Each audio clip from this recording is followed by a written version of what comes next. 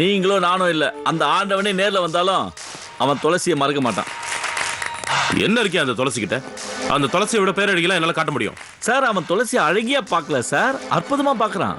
அந்த அற்புதம் தனக்குள்ளேயே இருந்தா ரொம்ப நல்லா இருக்கும்னு ஃபீல் பண்றான் சார். நான் சொல்லி உங்களுக்கு தெரிய வேண்டியதில்லை. அவன் எப்படி இருந்தான்? பகல்ல குடியும் ராத்திரி குட்டியுமா இருந்தான். ஆனா இப்போ எப்படி இருக்கான்? அவன் பேசுற பேச்சு, அவன் பார்க்குற பார்வை எல்லாமே ஒரு ஞானி மாதிரி இருக்கு சார். இப்ப போய் நீங்க அவங்கிட்ட அவன் சொத்து மொத்தத்தையும் கேட்டு பாருங்க, எந்தவித மறுப்பும் சொல்லாம எல்லாத்தையும் உங்க பேருக்கு எழுதி கொடுப்பான். பார்ட்டி அளவுது அதுக்காக தானே. அவன் இப்போதைக்கு பெரிய சொத்தா நினைக்கிறதே துளசியை தான் சார். துளசிக்காக எதை வேணாலும் இழப்பான், ஆனா எதுக்காகவும் துளசியை இழக்கவே மாட்டான். நீ என்ன பண்ணுவியோ ஏது பண்ணுவியோ எனக்கு தெரியாது. அவங்க அக்கா தம்பியை நினைச்சு ரொம்ப அழுதுட்டு இருக்கா. இது எனக்கு ரொம்ப பயமா தான் இருக்கு. அதனால நீ தான் இது எல்லாத்தையும் அவங்கிட்ட எடுத்து சொல்லி பழைய மாதிரி அவனை மாத்தணும். பழைய மாதிரினா ஒரு கையில பாட்டிலும் இன்னொரு கையில பொண்ணுமாவா? சொர்க்கம் மதுவில் இருக்கிற மாதிரியா? அதேதான். கண்டிப்பா அவன் துளசியோட உங்க வீட்டுக்கு வந்தே தீருவா, இதுல எந்த மாற்றமும் இல்லை. நான் வரேன் சார்.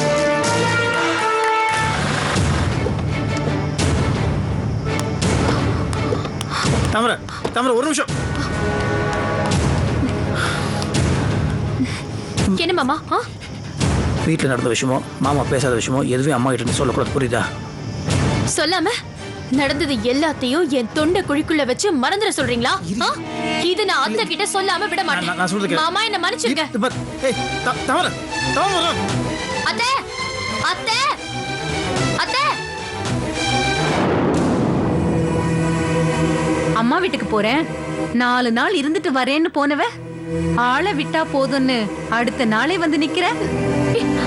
இல்ல அத்தை, இல்ல. என்னால அந்த நரகத்துல நிக்க முடியல, நடக்க முடியல, உட்கார முடியல, சேர்க்க முடியல, எதுவுமே பண்ண முடியல.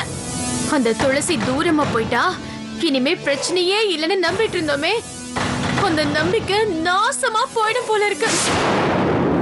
துளசி கண்டிப்பா திரும்பி வருவான். உங்க மகன் செல்வராகவனுக்கும் உங்க மருமக தாமரைக்கு நடுவுல துளசி கண்டிப்பா வருவான். போன துளசி சரியான நேரத்துல, சரியான கோணத்துல, சரியான காரணத்தோடவும் சரியான காரியத்துக்காகவும் கரெக்டா வருவான். அவர் மாறலத்த, அவர் மாறவே இல்ல, மாறவும் மாட்டாரு. எப்ப பார்த்தாலும் துளசி துளசி துளசின்னு இப்பவும் துளசி புராணம் தான். என்னாச்சு எங்க அண்ணனுக்கு? அத்தை, அது கூட பரவாயில்ல. வீட்டுக்கு வந்த மாப்பிளைய மருந்துக்கு கூட மதிக்கவே இல்ல அத்தை. இந்த பாரு, என்ன தானே பண்ணாங்க? நானே இந்த பெருசா எடுத்துக்கல, நீ எதுக்கு தேவையில்ல பெருசா கேட்டு இருக்க? மண்டபத்துல இருந்து இறங்கி போனவள இன்னும் மனசுல இருந்து இறக்காம இருந்தா என்ன அர்த்தம்? நேத்து வரைக்கும் உனக்கு இறக்கம்லாம் தான் நினைச்சிட்டு இருந்தேன். இப்பதாண்டி தெரியுது உனக்கு இதயமே இல்லைன்னு. இனிமே உன்னை நான் எங்கேயும் போய் அவமானப்பட விட மாட்டேன்.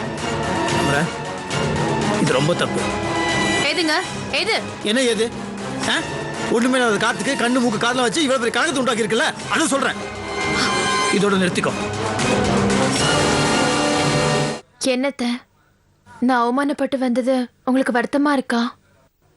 இல்ல தாமரை, அவமானப்பட்டு போனவ திரும்ப வந்துருவாளோன்னு பயமா இருக்கு.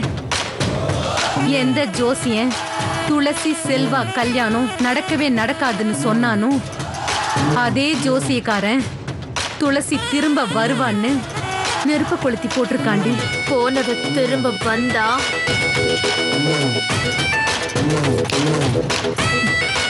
போனம் ஆயிடுவான்.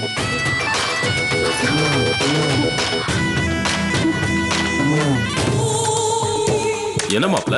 வண்டி அமைச்சிருக்கிறேன், இன்னும் வர காணும். வண்டி வந்துருச்சு மாமா.